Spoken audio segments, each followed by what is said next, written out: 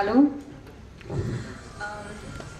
वरिष्ठ नागरिक विचार मंच इंदौर के अध्यक्ष श्रद्धेय श्री चंद्रशेखर कानूनगो जी, उपाध्यक्ष आदरणीय श्रीमती मनोरमा मेनन मैडम एवं श्रीमती रणजी बागड़िया जी, वरिष्ठ नागरिक विचार मंच की कार्यकारिणी के सभी सम्मानित सदस्य एवं सभा में उपस्थित सभी विद्वज्जनों को मैं सादर नमन करती हूँ। आज इस विश्व विधावस दिवस पर आप सभी के समक्ष उपस्थित होकर मैं गौरवान्वित अनुभव कर रही हूँ। अभी वरिष्ठ नागरिक विचार मंच के उद्भव के विषय में कानूनगो जी ने जब शेयर किया, मैं वाकई में अभिभूत हूँ आपके प्रयासों से। बहुत आसान है किसी संस्था को बनाना, लेकिन बहुत मुश्किल है उसको इतने लंबे समय तक सकारात्मक रूप से, सक्रिय रूप से, बिना किसी गवर्नमेंट फाइनेंशियल असिस्टेंस के रन करना और इतने सब लोगों के ज़िंदगी में कुछ ना कुछ परिवर्तन लाने की सकारात्मक सतत कोशिश आपने की है। मेरे लिए भी एक मतलब लर्निंग विषय। मैं यहाँ आकर बहुत पॉजिटिव वेव्स मुझे आ रहे हैं। संस्कृति जी हैं, हेल्पेज एमपी स्टेट हेड हैं, यहाँ कुछ युवाओं को हमारे समक्ष रखा जो अपने डेडिकेशन से समाज में परिवर्तन लाने की कोशिश कर रहे हैं। तो मैं अभिभूत हूँ यहाँ आकर। मैं आप सभी को धन्यवाद देती हूँ कि आपने मुझे ये सुअवसर प्रदान किया। ये मेरा इंदौर में पहला विजिट है और मैं खुश हूँ कि एक बहुत अच्छे कॉज के लिए मुझे यहाँ आने का मौका मिला। आप सभी समाज में वृद्धजनों की स्थिति के ऊपर जो मंथन कर रहे हैं और उनकी स्थिति में सकारात्मक परिवर्तन लाने का प्रयास कर रहे हैं, आपके इस सतत मिशन रूपी यज्ञ में मैं अपने इस उद्बोधन को एक छोटी सी आहुति मानती हूँ। और मुझे लगता है कि अगर मेरे इस उद्बोधन के बाद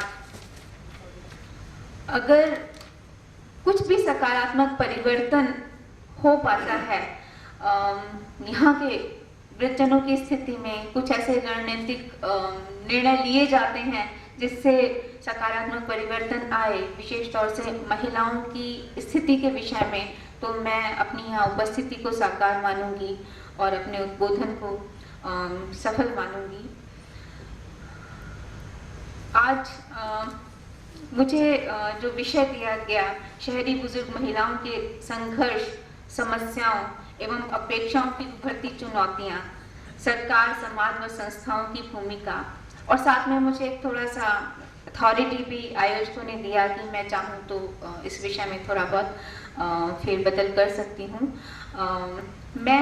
मुझे लगा कि हम बात वृद्धजनों के बारे में कर रहे हैं, तो मैंने इस उद्बोधन को बेसिकली ओल्ड एज लोगों के ऊपर ही फोकस रखा है, लेकिन उसमें जो विशेष परिस्थितियाँ महिलाएं फेस करती हैं और जिनके कारण उनकी स्थिति में हम ज़्यादा उनकी दयनीय स्थिति देखते हैं, ज़्यादा खराब स्थिति देखते हैं, उसको मैं यहाँ हाईलाइट करने की कोशिश करूँगी और साथ में कुछ रणनीतियाँ भी प्रस्तावित करने की कोशिश करूँगी जिससे हम लगे कि हम इकट्ठा हुए हैं और उसका रिजल्ट कुछ अच्छा रहा है।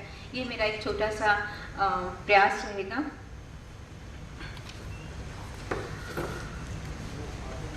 हम लोग आज से 2-3 डिकेड्स के बारे में अगर सोचें, 2-3 डिकेड्स पहले के बारे में अगर सोचें,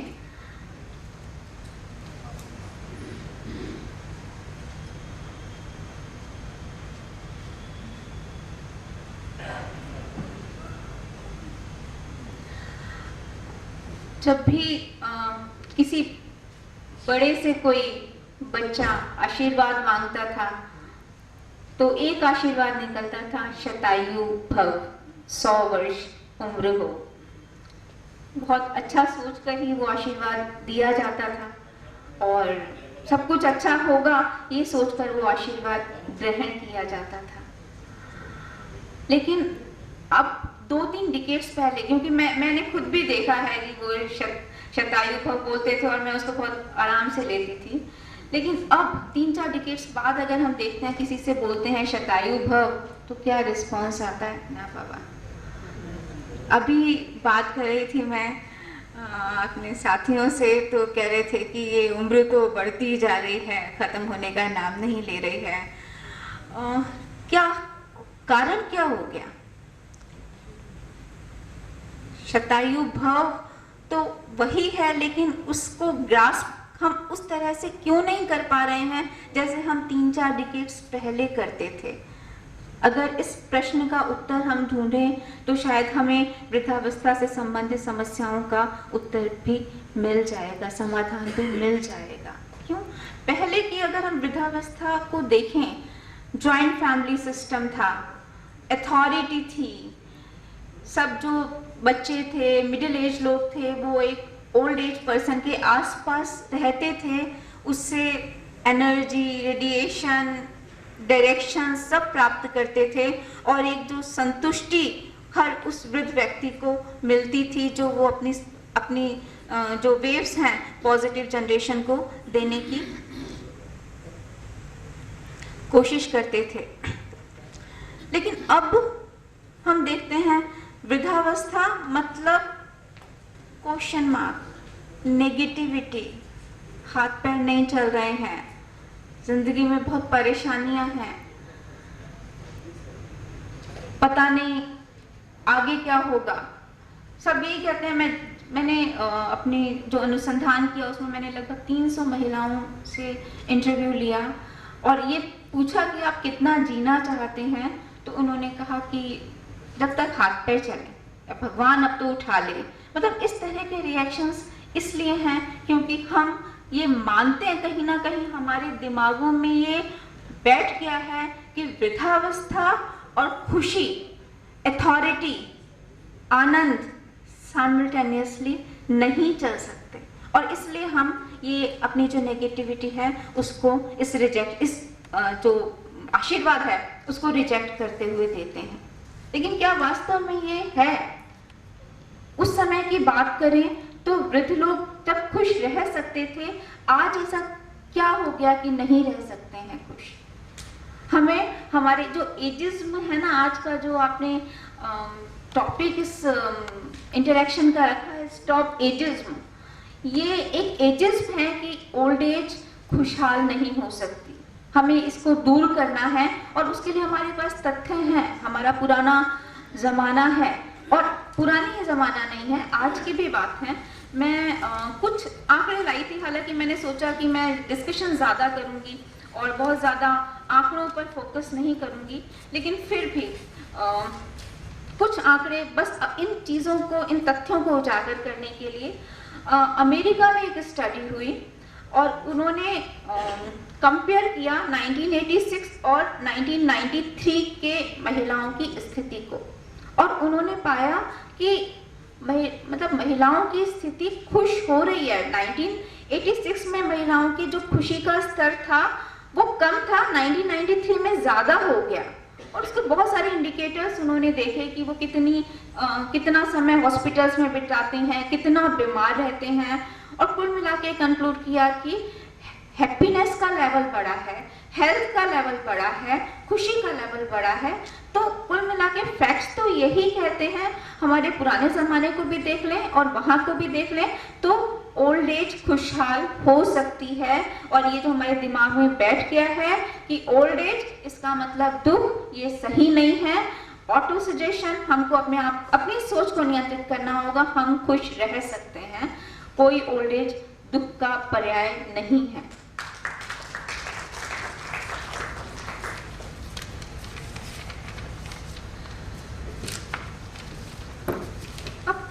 दूसरा जो भी मैं डिस्कशन कर रही थी, सब कह रहे थे, मैडम मैं नाम भूल रही हूँ, उपाध्यक्ष कह रही थी कि स्थिति ये हो रही है कि एजेड लोग बढ़े जा रहे हैं, उनकी समस्याएं बढ़ी जा रही हैं, और सब ने छोड़ दिया। बच्चे अपने मस्त हैं, परिवार अपने मस्त हैं, और कोई देख नहीं रहा। तो व्हाट विल हैपन, क्या होगा इस समस्या का? ये वाकई में एक बहुत महत्वपूर्ण विषय है हमारे मंथन के लिए, हमारे नियोजन के लिए, क्योंकि अगर हम नहीं करेंगे तो क्योर्स होगा। और वो ऐसा नहीं कि हम सिर्फ बुजुर्ग हैं इसलिए हम यहाँ पर बैठकर ये सोचें, ऐसा नहीं है। सब कहते हैं कि इस देश का भविष्य उसके युवाओं में है, लेकिन मैं कहती हूँ हर युवा अपने आप में एक बुजुर्ग भी देखता है, जो वो अपने युवा एज को पास करने के बाद जब वहाँ पहुँचेगा। और अगर इस देश का भविष्य या इस देश के युवा ये देखें कि आज से 20 साल बाद तो मैं वो परेशान, अस्वस्थ, दुखी व्यक्ति होने जा रहा हूँ, तो आप समझ लीजिए कि इस रूप में इस देश का भविष्य भी उसी गर्त में जा रहा है। उसको हमें रोकना है। क्यों रोकना है? मैं आपको, और बहुत सारी शिकायतें भी हैं हमारे जो मतलब एल्डरली लोग हैं, और हम जनरली बहुत सारी शिकायतें करते हैं हमारे युवा वर्ग से। समाज की अगर हम पूरे सोसाइटी को एज वाइज डिवाइड करें, थोड़ा सा समझने की मैक्रो लेवल पर समीक्षा करें और फिर बाद में हम कुछ माइक्रो लेवल पर समीक्षा करने की कोशिश करेंगे। अगर हमारी सोसाइटी में जो एज है, जितनी भी पॉपुलेशन है, उसको हम डिवाइड करें 0 to 20, 20 to 60 एंड 62 ऑनवर्ड्स, जितना भी एज है, 3 वर्गों में अगर हम डिवाइड करते हैं तो 0 to 20 एक तरह से हमारी सोसाइटी के डिपेंडेंट ग्रुप के लोग हैं, जो 18 साल आपको वोटिंग राइट्स दे देती हैं, पर जनरली इकोनॉमिकली या अदरवाइज इंडिपेंडेंट नहीं होते हैं। That is a dependent population. और स्टैटिस्टिक्स कहती है लगभग 41% इस तरह के लोग हैं 0 to 20। 20 to 60 50% लोग हैं।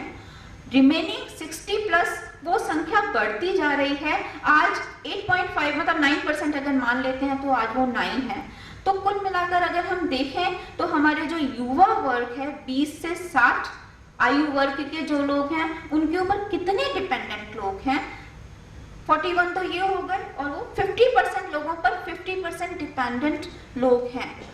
और उनकी भी अपनी लाइफ बहुत विचित्र होती जा रही है। प्राइवेटाइजेशन है, टेक्नोलॉजी है, अब उनको कंप्यूटर्स में भी टाइम देना पड़ता है, मोबाइल्स में भी सबको लगे रहना पड़ता है। वो एक विचित्र फेज से गुजर रहे हैं और उसमें उनको इन सबको संभालना है। अब हम किधर जा रहे हैं? हमारी सोसाइटी किधर जा रही है? We are a developing country. Developed countries में बहुत ज़्यादा स्पीड से जा रही है, पर ये जो 60+ पॉपुलेशन है, इसकी संख्या बढ़ती जा रही है। डेवलप्ड कंट्रीज में कुछ समय पहले 18% थी, कुछ कंट्रीज में हो सकता है जो बहुत डेवलप्ड है वहाँ 20% एजेड लोग भी हों, और इंडिया में भी पहले 4% थी, फिर हम एल्डरली ग्रुप में पहुँच गए हैं, अभी 9% है। हो सकता है हम धीरे धीरे लाइफ एक्सपेक्टेंसी बढ़ रहा है, सब बढ़ा है, तो हम भी उस ग्रुप में जाएंगे जब हमारी ये जो एल्डरली पॉपुलेशन है बढ़ती जाएगी। अभी जो हमारा युवा वर्ग है वो अभी लोड नहीं ले रहा है या नहीं ले पा रहा है, व्हाटएवर द सिचुएशन इज। तो जब डिपेंडेंट पॉपुलेशन बढ़ती जाएगी तो कैसे जस्टिस होगा? और अगर जस्टिस नहीं होगा तो इस समाज का क्या होगा? ये एक बहुत बड़ा प्रश्न है जिस पर हम सभी को विचार करना है।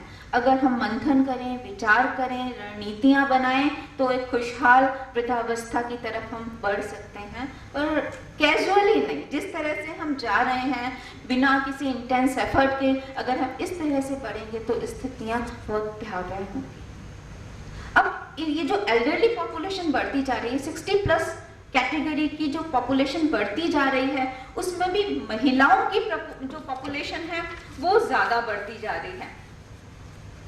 मैं थोड़े से आंकड़े आपके सामने प्रस्तुत कर रही हूँ। एस्टिमेशन है by 2025 there will be a 6-fold increase in the number of elderly population। 2025 में जो वृद्ध लोगों की संख्या है उसमें 6 गुना बढ़ोतरी होगी। 200 million, about 40% of the total, 72% of this 1.2 billion, that is 858 million people are projected to be living in developing countries। ये ठीक है कि वहाँ परसेंटेज ज़्यादा डेवलप्ड कंट्रीज में, लेकिन संख्या अगर देखें तो डेवलप्ड कंट्रीज में एल्डरली लोगों की बढ़ती जाएगी। उसमें भी महिलाओं की संख्या ज़्यादा बढ़ेगी। एक फिगर जस्ट मैं इंडिकेशन के लिए दे रही हूँ, between 1985 and 2025 projected increase for persons aged 70 years and above is 32 millions and 280 जिसमें से 47% जो हैं वो फीमेल्स होंगी और डेवलपिंग कंट्रीज में रह रही होंगी। कुल मिला के लाइफ एक्सपेक्टेंसी हमेशा आप देखते हैं सेक्स रेशियो जो है महिलाओं के अगेंस्ट है इंडिया में, लेकिन जब हम एल्डरली पॉपुलेशन देखते हैं सेक्स रेशियो महिलाओं के फेवर में है, और 80+ पॉपुलेशन देखेंगे तो वो सेक्स रेशियो महिलाओं के फेवर में और ज़्यादा बढ़ता जाता है। ये भी एक विचित्र विडंबना है कि पूरा लाइफ साइकिल अगर महिलाओं का देखें, right from foeticide, discrimination, health problems, lack of proper food, इतनी सब समस्याओं के बाद भी कुछ ऐसा मादा है महिलाओं में कि वो ज़्यादा जीती हैं as compare to their male counterparts. तो जो हमारी पॉपुलेशन बढ़ती जा रही है 60+ एज ग्रुप की, उसमें भी महिलाओं की पॉपुलेशन ज़्यादा होगी। तो और महिलाओं की स्थिति थोड़ा सा ज़्यादा मिजरेबल है, इसलिए हमें उन पर ज़्यादा फोकस करने की ज़रूरत होगी।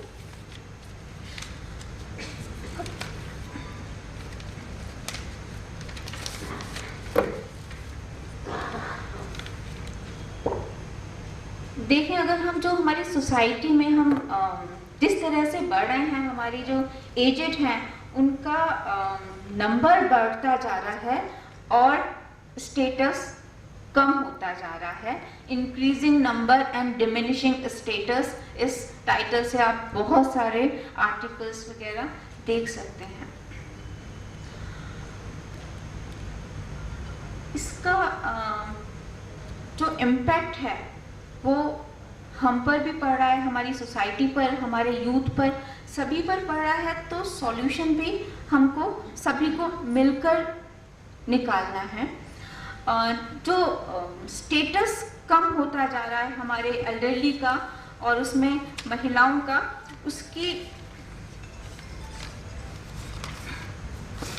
उसके जो कुछ रीजंस अगर हम देखें, मैं आपको कुछ महिलाओं के कुछ को फोकस करते हुए कुछ केस स्टडीज दे रही हूँ, बहुत छोटे छोटे शब्दों में, जिससे आप एक्चुअली जो भी प्रॉब्लम्स हैं हम उनको 3-4 कैटेगरीज में डिवाइड कर सकते हैं। बायोलॉजिकल और फिजियोलॉजिकल इश्यूज के बारे में मैं यहाँ बात नहीं करूँगी, मैं मानती हूँ कि आप सब उनको बहुत अच्छे से जानते हैं और कानूनगो सर ने भी बहुत अच्छे से एक्सप्लेन किया है कि क्या क्या बॉडी डिटेरियोरेशन होते हैं और उसके क्या इम्पैक्ट होते हैं, इसलिए मैं उनको यहाँ पर फोकस नहीं करूँगी। लेकिन फिर क्या इश्यूज बचते हैं अगर बायोलॉजिकल डिटेरियोरेशंस को छोड़ दिया जाए?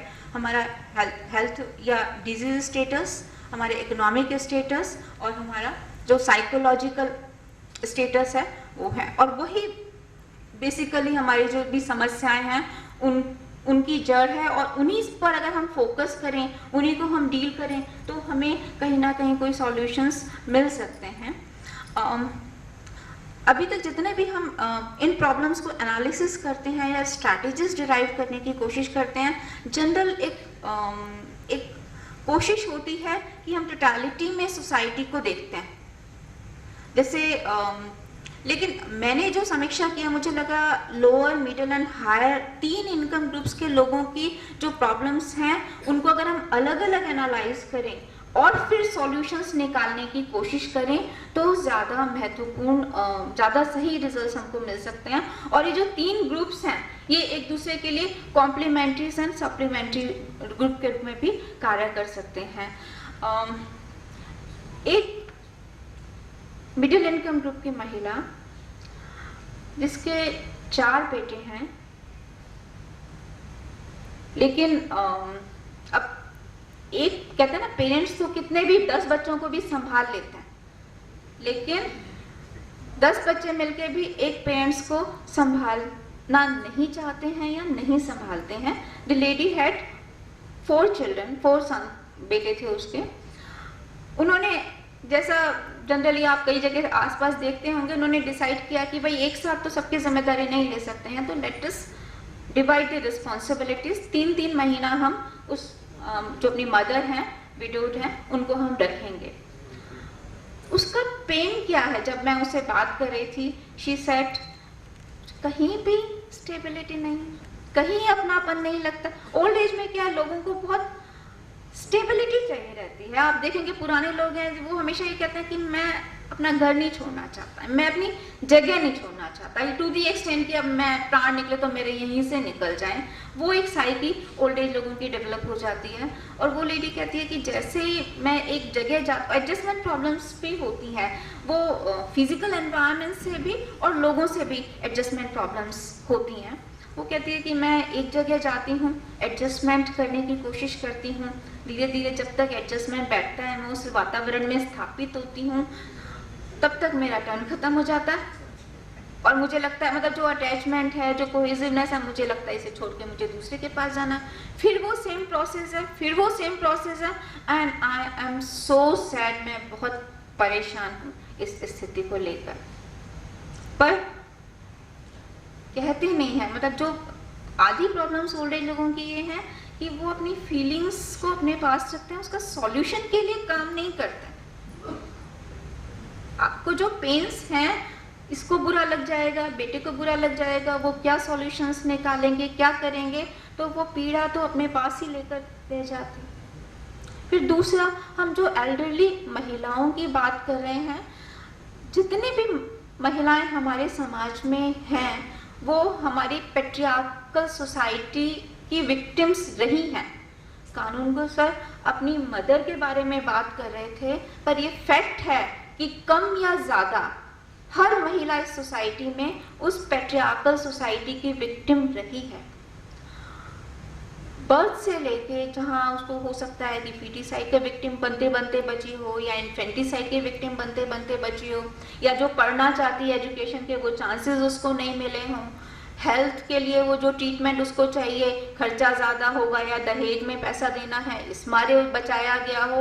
मतलब इस पूरी लंबी प्रक्रिया में सेक्रीफाइसिंग नेचर भी पढ़ाते हैं हम।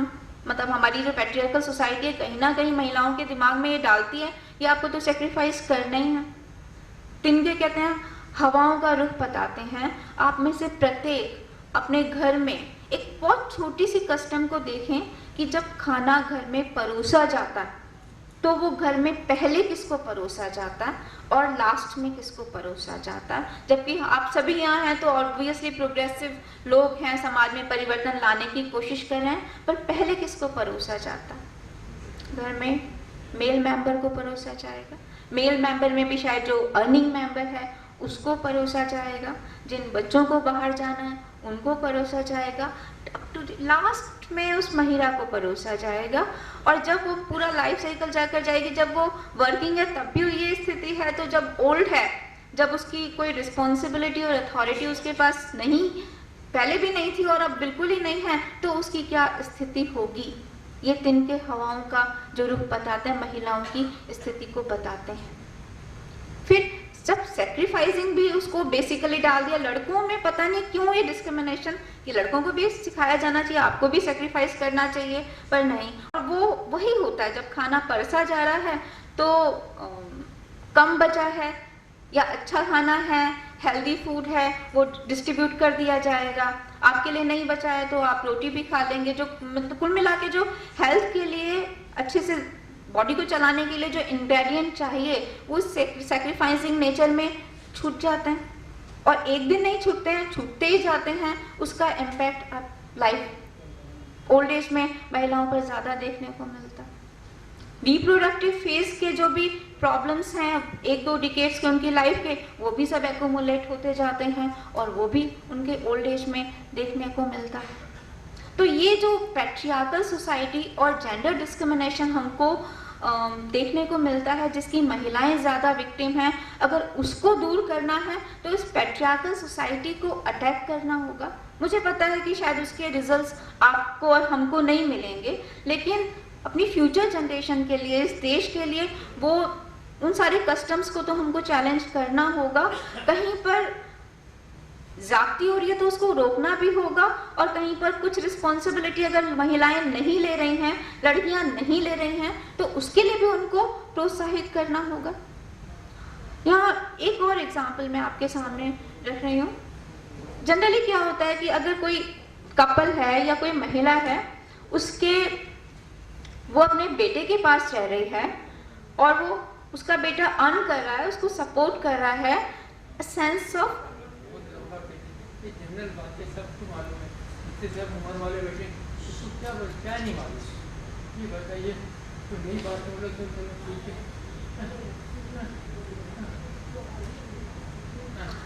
ठीक है sir, I take your point.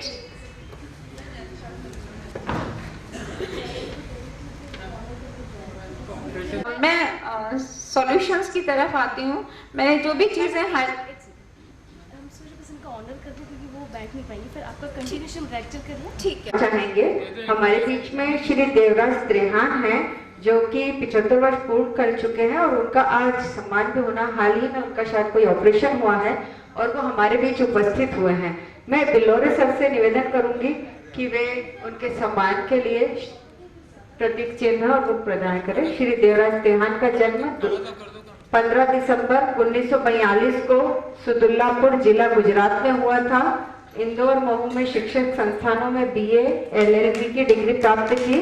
दूरसंचार निगम में टेलीफोन ऑपरेटर के पद से सेवाएं आरंभ कर 31 दिसंबर 2002 को सीनियर सुपरवाइजर के पद से सेवानिवृत्त हुए हैं।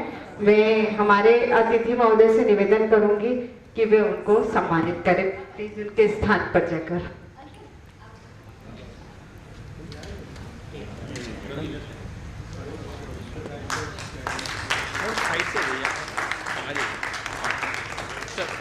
थोड़ा पास में हाथ लगा देंगे, पास में आप पास में आ जाइए, पास थोड़ा सा बात। Thank you. हम हमारा उद्बोधन मैडम से निवेदन करूंगी कि वे अपना उद्बोधन सतत जारी रखें। Thank you ma'am. Actually, doctor were denied. Like, मेरे को घबराहट होने लगी। ऐसी भी हाँ नहीं। आपने पेशेंटली सुना, जो रिस्पॉन्स आया वो भी बिल्कुल सही है कि हम जो बात कर रहे हैं वृद्धावस्था की समस्याओं की, वो सबको विदित हैं। और मैंने आपको शुरू में ही कहा था कि हम जो भी बातें कर रहे हैं वो, या जो भी परिवर्तन चाह रहे हैं, जो सबको विदित है, उसी में से तो हमको रास्ते निकालने हैं। ये छोटे छोटे जो कस्टम्स हैं, जो हम प्रोग्रेसिव फैमिली के लोगों में भी अगर हैं, तो आप समझ सकते हैं कि जहाँ पर पैट्रियार्की का इम्पैक्ट ज़्यादा है, जहाँ एजुकेशन कम है, वहाँ क्या स्थिति होगी। इसलिए इन सब को फोकस करना ज़रूरी है और शुरुआत अपने घरों से ही करनी है कि हम इक्वालिटी के लिए क्या कर सकते हैं। इन कस्टम्स को, जो इस तरह का भेदभाव को प्रमोट करती हैं, उसको दूर करने के लिए क्या कर सकते हैं। एक दूसरा जो मैं केस आपके सामने, केस क्या, छोटा सा एक स्थिति है एक एजेड महिला की। मैं आपसे बात कर रही थी कि हमारे समाज में पैट्रियार्की का क्या इम्पैक्ट है। अगर एक महिला है और उसका बेटा अर्निंग है, वो उसके पास रह रही है, वो उसको सपोर्ट कर रहा है, प्रॉपर केयर कर रहा है, उसके अपने ग्रैंड चिल्ड्रन के साथ वो एंजॉय कर रही है life, she feels glorified, she feels satisfied कि बहुत भगवान ने मेरे को बहुत सपोर्ट किया है। लेकिन अगर किसी कारणवश, पैट्रियार्की सोसाइटी है, लेकिन किसी कारणवश एक एजेड लेडी को अपनी डॉटर के पास रहना पड़ता है, समाज से उसको क्या ट्रीटमेंट मिलता है और उसकी खुद की मेंटल स्टेट क्या होती है। वो ग्लोरीफाइड फील नहीं करती है, वो कहती है भगवान ने मजबूरी में ये दिन दिखा दिए, मुझे अपनी बेटी के पास रहना पड़ रहा है। और सोसाइटी भी क्या करती है, अच्छा बेटी के पास रह रहे, बेटे के लिए कभी नहीं पूछेगी, अच्छा बेटी के पास आपको रहना पड़ रहा है, कोई बात नहीं, बेटियां भी बेटों के बराबर होती हैं, कंसोलेंस और दे देते हैं। तो ये जो ट्रीटमेंट हम और आप मिलकर ही देते हैं, हमारी सोच के कारण, हमको उसको भी परिवर्तित करना होगा। आज समाज में ये भी होता है कि अगर बेटियां हैं, बहुत सारी बेटियां रिस्पॉन्सिबिलिटीज लेती हैं, पर बहुत हर तरह के लोग होते हैं, बहुत सारी बेटियां इसी पैट्रियार्की सोसाइटी का एग्जाम्पल देते हुए रिस्पॉन्सिबिलिटी से बचना चाहती हैं। मैं कॉन्फ्रेंस में गई जहाँ एक लेडी थी, उसने कहा कि उसकी मदर है और उसकी देखभाल करने के लिए उसको कहा जा रहा है। मैंने कहा so you take the responsibility. मैं कैसे कर सकती हूँ, मेरे को तो मेरे सास ससुर की भी देखभाल करनी होती है। मैंने कहा अगर सास ससुर के साथ आपके और कोई भी होता पैट्रियार्कल सोसाइटी में, उनके पेरेंट्स होते तो आप उनको निकाल देते, वो अलाउ कर देते, ये नहीं करना पड़ता। मतलब 3 लोगों की भी देखभाल करते तो इनकी क्यों नहीं कर सकते हो। तो वो जो सोच हमारे अंदर है उसको भी हमें अटैक करना होगा, उसको भी हमें परिवर्तित करने की कोशिश करनी होगी। इक्वालिटी लानी है तो रिस्पॉन्सिबिलिटी इक्वालिटी में शेयर करनी होगी। क्यों आज पैट्रियार्की को क्यों ज्यादा प्रोत्साहित किया जाता है? वही थिंकिंग है ना कि मोक्ष बेटा क्रिमेशन करेगा, या बेटा बड़ा ओल्ड एज हो जाएंगे तो बेटा हमारी देखभाल करेगा, बेटियां तो शादी होके चली जाएंगी। आजकल तो बेटे भी चले जाते हैं और बेटियों को भी जिम्मेदारी बराबर निर्वाह करनी होगी। तो इस सोच को दूर करने के लिए हम जो कुछ भी कर सकते हैं वो हमको करना होगा, और अपने आप परिवर्तित नहीं होगी सोच। बहुत सारे कहते हैं कि ट्रेनिंग्स जब करते हैं, मैं कई जगह बहुत सारी ट्रेनिंग्स की हैं, और आपने शायद अंगुलीमाल का भी आपने सुना होगा एग्जाम्पल कि वो एक डकैत था, एक मोमेंट था जब उसको रियलाइज हुआ और वो साधु बन गया। तो परिवर्तन होता है ट्रेनिंग के लिए। ट्रेनिंग्स में वो मोमेंट्स हमको देने पड़ते हैं जब वो पर्सन रीथिंक करे कि मैं क्या हूँ और मुझको क्या करना है। वो मोमेंट अगर आपने दे दिया तो परिवर्तन हो जाएगा, और वो मोमेंट कब आएगा ये अब आपके हाथ में नहीं है। हम लोग सिर्फ कोशिश कर सकते हैं कि परिवर्तन लाया जाए। उस परिवर्तन को लाने के लिए फैसिलिटेट कर सकते हैं, एनवायरनमेंट बिल्डिंग कर सकते हैं, और उसके लिए हमें निरंतर कोशिश करनी होती है। अभी कुछ दिन पहले एक केस अखबार में आया, कुछ केसेस आते हैं जैसे आपने भी कुछ केसेस बताया जिन्हें पढ़ के वाकई में दुख होता है। अभी 2-3 दिन पहले एक वीक पहले केस पड़ा था कि एक एल्डरली कपल है, वो अपने बेटे और बहू से लड़ रहा है क्योंकि वो चाहता है कि वो कपल जो उनके बच्चे हैं उनका घर छोड़ के कहीं और बस जाएं और उनको चैन से जीने दें। हाई कोर्ट में केस चल रहा था। अल्टीमेटली उनके जो बेटा है उन्होंने कहा कि अभी हमारे को थोड़ा सा व्यवस्था करने के लिए समय चाहिए, और अभी हम खाली करने की स्थिति में नहीं है। 6 महीने का समय कोर्ट ने उनकी स्थिति को देखते हुए दे दिया। वो उनके बेटा और बहू उस एल्डरली कपल के जब वो वापस घर आए तो उन्होंने अपनी जीत का जश्न मनाया, और इतना मेंटल टॉर्चर उस लेडी को हुआ, she died. This is the actual case, newspaper में नरेट हुआ। तो हम कहीं ना कहीं जो एल्डरली लोग हैं, हम लोग भी पूरा अगर सिनारियो को हम देखते हैं तो ऐसा नहीं लगता। मेंटेनेंस केसेस तो बहुत नॉर्मल है कि मेंटेनेंस मांग रहे हैं, पर इन जितने भी केसेस हैं इनको अगर हम देखें, हमारी जो सोसाइटी में स्टैटिस्टिक्स है, जिस तरह से हमारी सोसाइटी जा रही है, एल्डरली पॉपुलेशन बढ़ती जा रही है, उसमें महिलाओं की संख्या बढ़ती जा रही है, और अगर हम इस तरह से कैजुअली बढ़ते जाएंगे तो आप इमेजिन कर लीजिए कि हम किस तरह की सोसाइटी बनाने जा रहे हैं और क्योर्स होने जा रहा है। हमारी सोसाइटी तैयार नहीं है ना तो एल्डरली वुमेन की स्थिति को देखभाल करने के लिए, ना एल्डरली मैन की स्थिति को देखभाल करने के लिए। अब बहुत क्लियर इंडिकेशंस हैं। आप किसी भी हॉस्पिटल में जाएंगे, किसी भी डिस्ट्रिक्ट हॉस्पिटल में जाएंगे, किसी भी प्राइवेट हॉस्पिटल में जाएंगे, आपको पेडियाट्रिक वार्ड्स मिल जाएंगे जिसमें बच्चों की देखभाल हो सकती है। आपको गैरिएट्रिक वार्ड्स नहीं मिलेंगे, जबकि एल्डरली लोगों की संख्या बढ़ती जा रही है, डेमेंशिया के केसेस बढ़ते जा रहे हैं।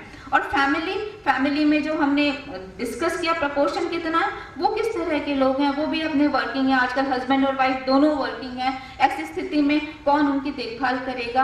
अगर इन बिंदुओं पर हम विचार मंथन नहीं करेंगे, हम रणनीतियां नहीं बनाएंगे, तो हम वाकई में क्योर्स की तरफ जाएंगे। लेकिन मैंने शुरू में कहा वृद्धावस्था दुखद होगी ऐसा जरूरी नहीं है। वृद्धावस्था में हम खुश भी रह सकते हैं अगर हम अपने लिए प्लानिंग करें। जैसे हम युवा एज एज में प्लान करते हैं, मैरिज करने प्लान करते हैं ना, भाई हमको घर चाहिए ही चाहिए, हमको ये स्थितियाँ चाहिए, हमको अपने लिए फैसिलिटीज़ चाहिए, हमको बच्चों के लिए व्यवस्था करनी है। हम कैजुअली तो नहीं छोड़ देते कि भाई होगा तो हो जाएगा, अपने लिए हम लगे रहते हैं। वही पॉजिटिविटी, वही एनर्जी हमको ओल्ड एज में भी चाहिए, आप सभी की चाहिए। और अगर आप ये सब अपनी स्थिति को और हम समाज में एल्डरली लोगों की स्थिति को परिवर्तित करने के लिए आप लोग अपना छोटा छोटा योगदान देते हैं, तो आप ये मान के चलिए कि आप अपने बच्चों को भी सपोर्ट कर रहे हैं, क्योंकि वो इतना परेशान फिर आप लोगों के लिए नहीं होंगे। सपोर्ट नहीं कर पाते हैं बट साइकोलॉजिकली कहीं ना कहीं स्ट्रेस में जाते हैं। दूसरा, जो आपके इमोशनल बॉन्डिंग्स हैं, जिनके कारण मेंटल टॉर्चर हम लोग अक्सर फेस करते हैं, जब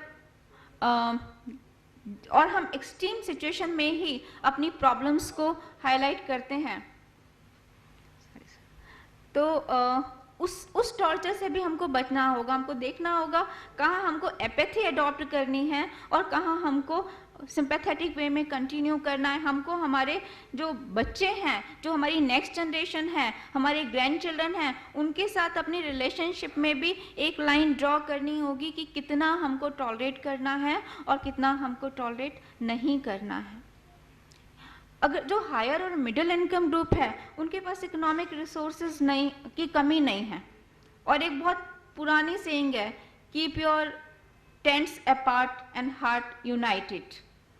अगर व्यवस्था उस तरह की हो सकती है जहाँ पे डे टू डे क्लैशेस से बचा जा सके, वो व्यवस्था की जानी चाहिए। लोअर इनकम ग्रुप के पास तो वो ऑप्शन है नहीं। मेरी जो स्टडी की उसमें मैंने देखा कि जो हाउस होल्ड कंपोजिशन हम देखते हैं, क्योंकि वृद्ध लोगों की एक बहुत इंपॉर्टेंट जो प्रॉब्लम है वो आइसोलेशन की, अकेलेपन की है, अकेले रह जाते हैं। तो देखा कि क्या पॉजिटिव फैक्टर्स हैं, क्या जुड़ाव के फैक्टर्स हैं और क्या फैक्टर्स हैं जो आइसोलेट करते हैं ओल्ड एज लोगों को। तो हायर इनकम ग्रुप में 3 जनरेशन कंपोजिशन वाले हाउस होल्ड्स बहुत मिले, और उसका रीज़न भी कहीं ना कहीं मिला, एंसेस्ट्रल प्रॉपर्टी है। कोई एकदम से तो छोड़ के जाता नहीं, प्रॉपर्टी के कारण भी बहुत बार लोग जुड़े रहते हैं। लोअर इनकम ग्रुप में ऐसी कोई एंसेस्ट्रल प्रॉपर्टी नहीं है, एक रूम में रहते हैं कपल, जब वो उनके बच्चे बड़े होते हैं वो अपना घर बना देते हैं, उनके जुड़ाव का वो रीज़न भी नहीं है, फटाक से अलग हो जाते हैं। और उनके पास इतने रहना भी चाहें तो इतने रिसोर्सेज नहीं है कि वो एक साथ 2-3 जनरेशन में रह सकें। तो उनकी जो शेयरिंग है वो सब प्रॉब्लम्स रेक्टिफाई मतलब वो सब प्रॉब्लम्स जो हैं वो कंटिन्यू रहती हैं। जो एल्डरली लोग हैं, हम बाय लॉ मेंटेनेंस उनके लिए अरेंज कर सकते हैं अगर बच्चे अर्निंग है तो, लेकिन कोई लॉ, कोई अधिनियम ये कंपेल नहीं करता बच्चों को कि आप पेरेंट्स के पास जाकर ही रहो। कोई अधिनियम ये कंपेल नहीं कर सकता। और एल्डरली लोगों की प्रॉब्लम्स, इकोनॉमिक प्रॉब्लम्स तो हैं, लेकिन उससे ज़्यादा सेल्फ एक्चुअलाइजेशन नीड्स जो हम पढ़ते हैं ना मॉस्लो थ्योरी की, उससे ज़्यादा उनकी जो प्रॉब्लम है वो इमोशनल हैं, सेल्फ एक्चुअलाइजेशन नीड्स से जुड़ी हैं। इतनी एज पार कर ली उन्होंने, अपना पूरा ज़िंदगी आहुति दे दी समाज के लिए, उन्होंने अपने परिवार और प्रोफेशन के ज़रिए समाज को नए आयाम दिए। अब वो रिटर्न चाहते हैं, कहते हैं या नहीं कहते हैं, they want the return, they want self recognition, they want love, they want affection, they want importance, और वो उनको नहीं मिलता है। This is one of the biggest problems. उसमें भी अगर 3 कैटेगरीज को कंपेयर किया मैंने, लोअर इनकम ग्रुप, तो वो अपना बेचारा बेसिक नीड्स, अब चश्मा ही नहीं है, सुनाई नहीं देता है, रहने की जगह नहीं है, खाने को प्रॉपर नहीं है, वो उसी में उलझा हुआ है। उसके लिए ये चीज़ें इतनी मैटर नहीं करती। ऐसा नहीं है कि इम्पोर्टेंस नहीं रखती, पर उसको वो सेंस करने के लिए उसकी स्थिति नहीं है। हाई इनकम ग्रुप वो आइसोलेशन में है। मिडिल इनकम ग्रुप में कन्फ्लिक्ट्स ज़्यादा होते हैं क्योंकि इंटरेक्शन तो होता है, हाई इनकम ग्रुप में उतना इंटरेक्शन भी नहीं होता है। तो ये अलग अलग ग्रुप्स की प्रॉब्लम्स हैं जिसको सॉल्यूशन तो इस सोसाइटी से ही चाहिए। सॉल्यूशन के कंटेक्स्ट में 2 स्ट्रैटेजीज मैं यहाँ रिकमेंड करती हूँ। एक तो जो अगर हम इसी ग्रुप में यहाँ पर बहुत इम्पॉर्टेंट रिसोर्सेज हमारे सामने बैठे हैं, अगर ये 60-70 लोग भी हैं तो हर एक रिजर्वायर है नॉलेज का, एक्सपीरियंस का, डेडिकेशन का, एक पॉजिटिविटी है, you want to bring change in this society. तो एक जो ग्रुप्स हैं, मे बी एडवोकेट्स के ग्रुप्स इसमें आइडेंटिफाई कर सकते हैं, कुछ जजेस होंगे, कुछ डॉक्टर्स होंगे। तो ये ग्रुप्स जो हैं, जो लोअर इनकम ग्रुप में जहाँ जहाँ प्रॉब्लम आ रही है उसमें कुछ सपोर्ट सिस्टम मतलब विद इन एल्डरली हम लोग नहीं कर सकते क्या? हमारे पास समय भी है, हम आइसोलेट भी फील करते हैं और हमारी सोसाइटी को ज़रूरत भी है। तो हम इस तरह के ग्रुप्स आइडेंटिफाई करें और उन ग्रुप्स को थोड़ा सा चैनलाइज करें। आपके पास इतना इम्पॉर्टेंट एक नेशनल लेवल पर काम करने वाली एनजीओ है हेल्पेज, जो रिसर्च में आपकी हेल्प कर सकती है, इस नेटवर्किंग में हेल्प कर सकती है। एक अमेरिका में एक सिस्टम कहते हैं जिसको रेस्पिरेटरी सिस्टम, जैसे कहीं क्यों मतलब बहुत ज़्यादा किसी एल्डरली की स्थिति खराब हो जाती है, उसकी देखभाल करने की जिम्मेदारी तो या तो यंग लोगों को है या घर के एल्डरली लोगों पर ही उसकी देखभाल की जिम्मेदारी है। उनकी भी अपनी सीमाएं हैं, उनकी भी अपनी समस्याएं हैं, उनको भी थोड़ा सा रिलीफ चाहिए। तो क्या ऐसा ग्रुप नहीं बन सकता जो वॉलेंट्री बेसिस पर जहाँ ज़रूरत है वहाँ 2-2 घंटे जाकर देखभाल कर ले, तो उनका भी वो रेस्पिरेशन सिस्टम जो है चलता रहे, उनको भी रिलीफ मिलता रहे और अपने को भी एक सेंस ऑफ सेटिस्फेक्शन हो कि भाई हम कुछ कर रहे हैं। यहाँ जो इस स्थिति की बात है, इसमें महिलाएं ज़्यादा सफरर हैं। महिलाओं के बहुत सारे रोल्स को हम लोग रिकॉग्नाइज नहीं करते हैं, जैसे केयर गिविंग रिस्पॉन्सिबिलिटी। बाहर की कंट्रीज में जहाँ पर थोड़ी सी भी प्रॉब्लम होती है, हेल्थ केयर सिस्टम बहुत स्ट्रॉन्ग है, मेडिकल इंश्योरेंस है, फटाफट जैसे कोई बीमार हुआ वहाँ पहुँच गए, वहाँ पर काउंसलर्स भी हैं, सोशल वर्कर्स भी हैं और हेल्थ फैसिलिटीज़ तो मिल ही रही हैं। इंडिया में ये स्थिति नहीं है, तो जो देखभाल करने की जिम्मेदारी है वो किसकी है घर में? वो घर की महिलाओं की है। और घर की महिला अगर वर्किंग है तो आप उसका स्ट्रेस लेवल भी देख सकते हैं। जब भी कन्फ्लिक्ट आता है तो बर्डन उसी पे डाला जाता है कि तुमने ढंग से ध्यान नहीं दिया, तुमने टाइम पर खाना नहीं दिया या चाय नहीं दी। और हो सकता है कि उस केयर गिविंग रिस्पॉन्सिबिलिटी में उसका वो खुद का खाना भूल रही है, बट नोबडी बॉदर्स। देश के कहते हैं हमारे देश में 90% केयर गिविंग रिस्पॉन्सिबिलिटीज महिलाओं के ऊपर है। हम उसको रियलाइज भी नहीं करते, हम उसको रिकॉग्नाइज भी नहीं करते हैं। यहाँ जितने भी लोग बैठे हैं वो अपनी फीमेल काउंटर पार्ट के रोल को एनविसेज करें। शाम को आप घर से निकल सकते हैं, लेकिन वो महिलाएं बैठ के वहाँ पर खाना बना रही है। जब खाना रेडी होगा तो हम चले जाएंगे और हम खाना खा लेंगे। तो वहाँ पर हम इक्वालिटी के लिए या इस रिस्पॉन्सिबिलिटी को शेयर करने के लिए क्या कोई नेटवर्क बनाया जा सकता है? अगर बनता है, ज़्यादा नहीं, 2-2 घंटे भी मतलब वॉलेंटियर्स की एक लिस्ट ली जाए और इस तरह का जहाँ ज़रूरत है उनको सिर्फ मैचिंग करना। This is one of this strategy I recommend. और मैंने किसी एक सीरियल में भी देखा था, यंग लोगों को उसमें जोड़ना ज़रूरी है। एल्डरली लोग जा रहे हैं बट यंग लोगों को भी जोड़ना ज़रूरी है। और एक बहुत पहले एक आता था, एक दर्पण करके, जिसमें स्टोरीज आती थी, तो उसमें था एक समाज सोशल सर्विस ऐसी भी। तो यंग और एल्डरली लोगों का ग्रुप, वॉलेंट्री सर्विस, और कहीं कोई क्राइसिस हुआ, जैसे रात अकेला पर्सन है, घर का कोई पर्सन नहीं है, तो वो जाके वॉलेंटरीली वहाँ पर 2 घंटा 3 घंटा, और रोटेशन में एक दूसरे के टच में भी है, एक दूसरे का ध्यान भी रख रहे हैं। 10 लोगों की टीम संभाल सकती है ऐसी स्थिति में। और एक मतलब जो क्राइसिस सिचुएशन है उसको मीट आउट करने की स्ट्रैटेजीज बना सकते हैं। अगर समझ आए तो आप इस पर थिंक कीजिएगा। मेरे से जो भी हेल्प या सजेशन चाहिए होगा, I am there to help you. मैं यहाँ हूँ या नहीं हूँ, लेकिन मैं आप लोगों के साथ हूँ। दूसरा जो मैं स्ट्रैटेजी यहाँ रिकमेंड करती हूँ, हेल्पेज ने एक स्कूल एजुकेशन प्रोग्राम रिकमेंड किया एल्डरली प्रॉब्लम्स को सॉर्ट आउट करने के लिए, दूर करने के लिए, लेकिन उस पर कोई इंटेंसिव वर्क नहीं हुआ है। और ऐसा नहीं है कि आज के जो बच्चे हैं वो सेंसिटिव नहीं हैं, पर उनको वो फूड फॉर थॉट दिया ही नहीं जा रहा है ना।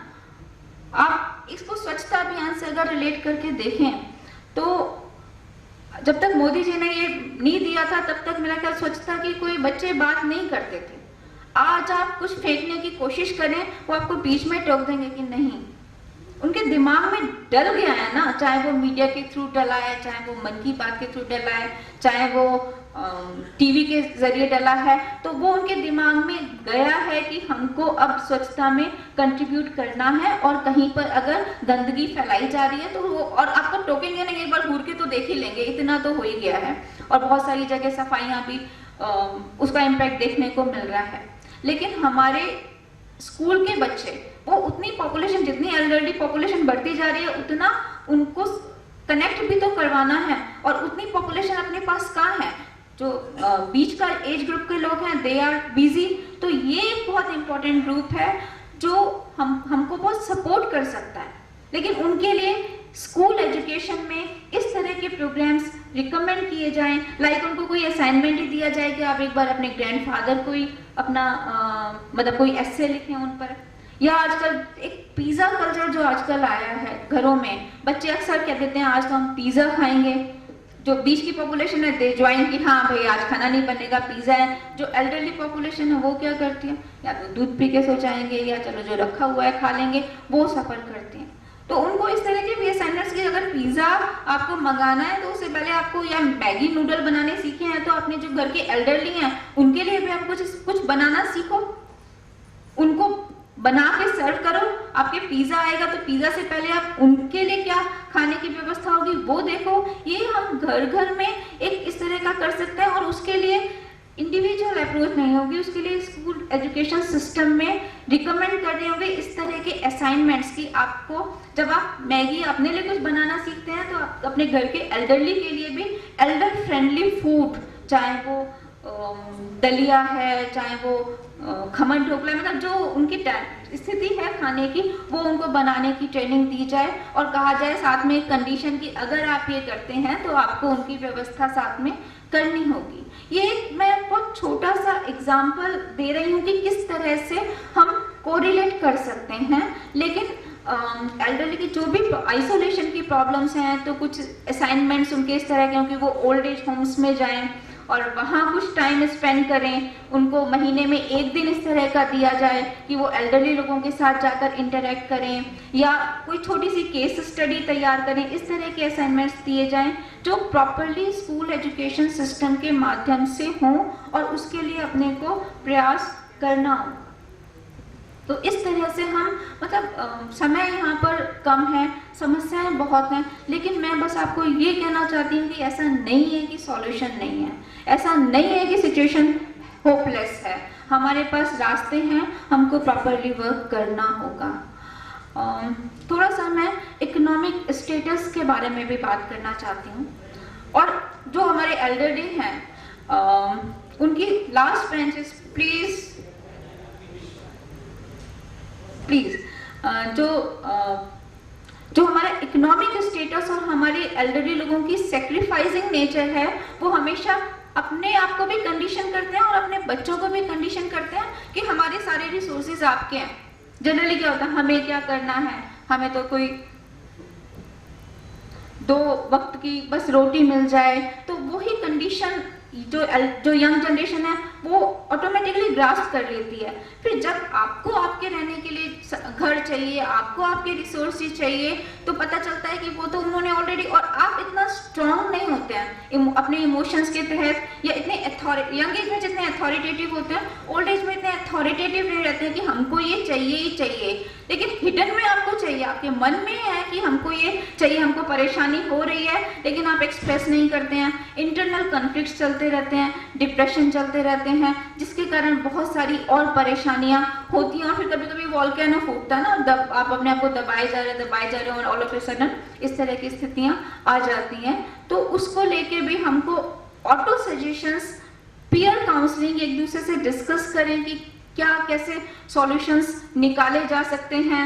आप जो चाहते हैं 1 2 3 4 में लिखें, कि अपनी पर्सनल डायरी में लिखें कि आप बेसिकली क्या चाहते हैं और उसके लिए आप क्या करना चाहते हैं। उसके लिए स्ट्रैटेजीज अपनी बनाएं। माइक्रो लेवल पर घर घर में अगर आप ये स्थिति करते हैं तो आधे तो डिप्रेशन आपके दूर हो जाते हैं। वो चलता रहेगा, मिल रहा है नहीं मिल रहा है, उस स्थिति से तो बाहर हो जाएंगे। दिया तो अपने मन से दिया, नहीं दिया तो अपनी अथॉरिटी से गेन किया। तो इस तरह से आप अपने जितने भी इश्यूज़ हैं, हेल्थ इश्यूज़ हैं, उन सबको वन बाय वन फोकस करें। महिलाओं की स्थिति को आप अपने घर की महिलाओं की स्थिति को समझें। समाज में जो स्थिति है, जो महिलाओं को हैंडल करना नहीं आता है, मनी हैंडलिंग नहीं आती है, विडोहुड के साथ ही उनकी जो स्थिति खराब हो जाती है, कई बार डिचिंग हो जाती है, बैंक जाना नहीं आता है, जितने भी प्रॉब्लम्स हैं उनको वन टू वन अपने को लेना है और हर एक के लिए स्ट्रैटेजी बनानी है। वहाँ उदयपुर में आस्था इस तरह के बहुत छोटे छोटे काम करती है। लेडीज जाकर बैंक में खोलना सीख रही हैं। एल्डरली महिलाएं वो तो सीधे कहते हैं हम कभी गए नहीं, वो किसी पे डिपेंड होंगी, वहाँ कोई टीचिंग कर लेगा, उनका पैसा निकाल लेगा या फोबिया डेवलप होगा। ये सारी चीज़ें हैं जो एक्यूमुलेट होकर महिलाओं की स्थिति को मिजरेबल करते हैं। तो कुल मिला के जो मेरे को समय का मतलब आ गया है वार्निंग, बट बहुत कुछ ऐसा था जो मुझे लग रहा था कि मैं आप सबसे शेयर करूं। काफ़ी कुछ शेयर किया है, लेकिन अब समय सीमा को देखते हुए मैं अपने वक्तव्य को लास्ट एक अपील के साथ विराम देना चाहती हूँ।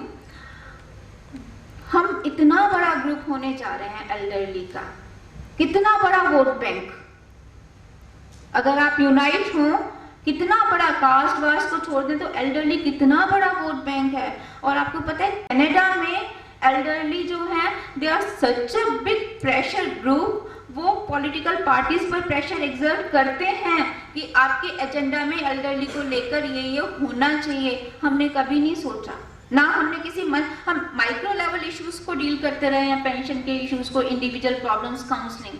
हमने अपने आप को कभी एज अ पावर ग्रुप कभी रिकॉग्नाइज नहीं किया।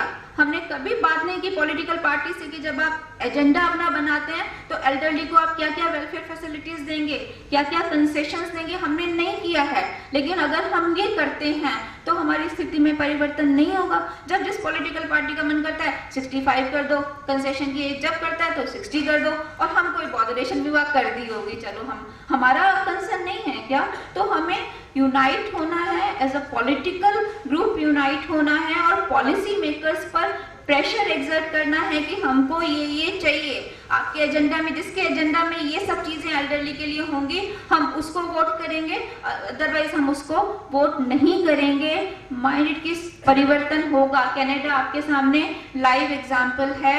आप पॉलिसीज को अगर अपने फेवर में ले आते हैं तो बहुत कुछ परिवर्तन इस समाज में ला सकते हैं। इसके साथ ही मैं अपने वक्तव्य को विराम देती हूँ। अगर आपके कोई भी प्रश्न हो तो या प्लीज। जो S Manmohan Singh, retired engineer, chief PhD department Bhopal. जो सिनेरियो आपने बताया, जिस तरीके से आज समाज डेवलप हो रहा है, आज यदि यंगर ग्रुप इस तरीके से होगा, तो यदि हम इसको प्रोजेक्ट करें और इनको हम सीनियर ओल्डर लेवल पर प्रोजेक्ट करके देखें तो फ्यूचर हमारा बहुत ही डार्क हो रहा है। दूसरी चीज़ है कि इंडिया की जो पॉपुलेशन या कस्टम्स हैं, नॉर्मली जो मैरिज होती है, लेडी की एज और जेंट की एज दोनों में करीबन 5 से 8 और 10 वर्ष का अंतर होता है। ये एक रीज़न है जिसके कारण कि फीमेल पॉपुलेशन का इंडिया में ओल्डर एज में ज़्यादा रेशियो होता है। ये प्रोमिनेंट रीज़न है। इन सब चीज़ों को हम रिवर्स करने के लिए कस्टम्स और ये सब चीज़ें आती हैं, उनमें शायद यंगर ग्रुप आ सके और ये रिफॉर्मेशन कर सकें, तो बहुत बहुत आभार, धन्यवाद। सोमली महाराष्ट्र में 1932 को हुआ। शिक्षा होलकर कॉलेज में बीकॉम तक हुई। 1992 तक शुजालपुर नगर पालिका सदस्य रहे। 1977 में इंदौर रहकर अनाज एवं आइसलेट शीट कैनवासिंग का व्यापार किया। हम इनका सम्मान करते वरिष्ठ नागरिक मंच 75 वर्ष के होने पर बहुत बहुत बधाई।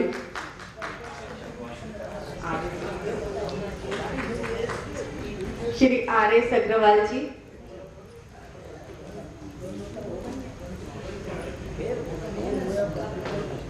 श्री राधेश्याम अग्रवाल जी का जन्म 6 अक्टूबर 1941 को इंदौर में हुआ। उनकी शिक्षा इंटर साइंस तक हुई। 1960 में डिपार्टमेंट ऑफ टेक्नोलॉजी में सेवाएं शुरू की। आपकी पहचान पावर पॉइंट, एयर कंडीशनर एवं इलेक्ट्रिकल पार्ट एक्सपर्ट के रूप में जानी जाती है। आप दिसंबर 2001 को सब डिविजनल इंजीनियर के पद से सेवानिवृत्त हुए। बहुत बहुत बधाई, अभिनंदन। तालियों से जरा गड़गड़ाहट जोरदार हो ताकि हॉल गूंजे। जी और मुकुंदलाल भोसले जी शायद हॉल में उपस्थित नहीं है। युवा इंदौर के अंदर अपने अकेला चलाचल की उस पे एकला चालों वाली धुन पर चलते हुए वृद्धों की सेवा कर रहे हैं और एक टीम बनाने की कोशिश कर रहे हैं और उन्हीं के इस जज्बे को हेल्पेज इंडिया सम्मानित कर रहा है, प्रोत्साहित कर रहा है। ये कंट्रीब्यूशन टू द सोसाइटी है। रेस्क्यू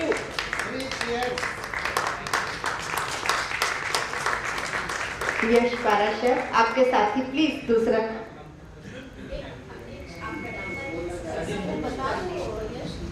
यश पाराशर और संदीप शर्मा, आपसे निवेदन है डॉक्टर विनीता श्रीवास्तव जी को। धन्यवाद संस्कृति जी। रिक्वेस्ट करूँगी कि आप भी स्टेज पे आए तो एटलीस्ट हाँ ये करिए।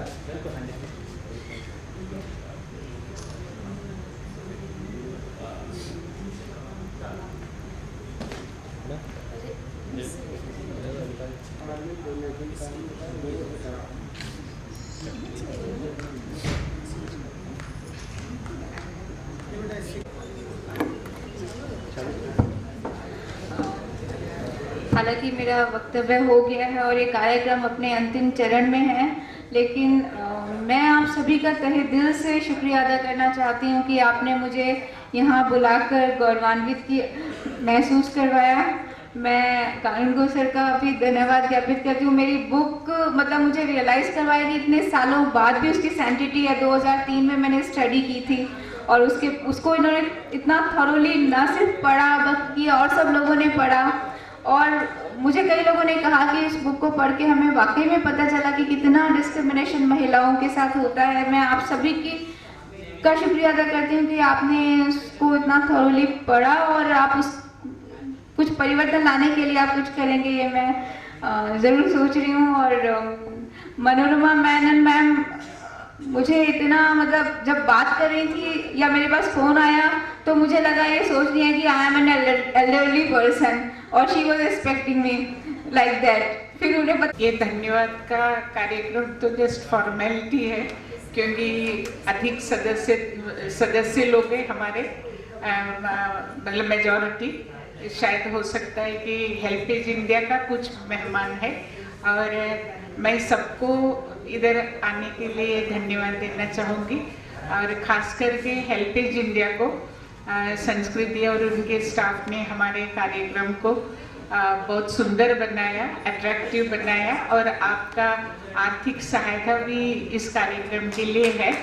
और मैं विनीता श्रीवास्तव को स्पेशली धन्यवाद देना चाहूँगी कि हमारा एक फ़ोन कॉल से उन्होंने एक्सेप्ट किया आने का। हमने बोला वरिष्ठ नागरिक विचार मंच के पास बहुत ज़्यादा आर्थिक मतलब रिसोर्सेस नहीं है, लेकिन आप हमारे बीच में आए और हमारे जो भी हम्बल सराउंडिंग्स में हमारे घर में रहे और एक मेंबर जैसे आपने जैसे बताया। जब आपसे फ़ोन पे बात हुआ तो मुझे आइडिया नहीं था कि आप इतने यंगस्टर होंगे, तो मैंने सोचा इतने अच्छे बुक लिखा वो भी वरिष्ठ लोगों के ऊपर, उनकी समस्याओं का, महिलाओं के खास करके जो कंस्ट्रेंट्स है बुढ़ापे में, ये सब लिखा। तो हमने मान लिया था, इतना रिसर्च किया तो होगा, थोड़ा मिडिल एज तो होना चाहिए, लेकिन आपको जब देखा तो मुझे काफ़ी आश्चर्य हुआ और मैंने सोचा कि ये मतलब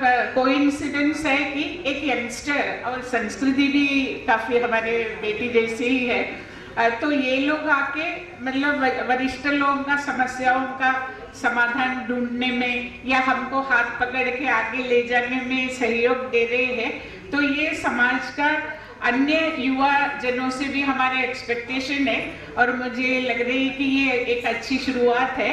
विश्व वरिष्ठ नागरिक दिवस 2017 में एक अच्छा शुरुआत हो रही कि हमारा एक होमोजीनियस और अच्छा एक्सिस्टेंस समाज में होगा वरिष्ठ जन और जो जवान लोग हैं, क्योंकि हमारा समस्या भी ये रहा है कि हमको समझ नहीं पा रहे हमारे नेक्स्ट जनरेशन, और हम हर जगह पे यही कंप्लेन करते हैं। तो मुझे लगता है कि अभी उसका मतलब एक अच्छा सोल्यूशन निकल रहे हैं।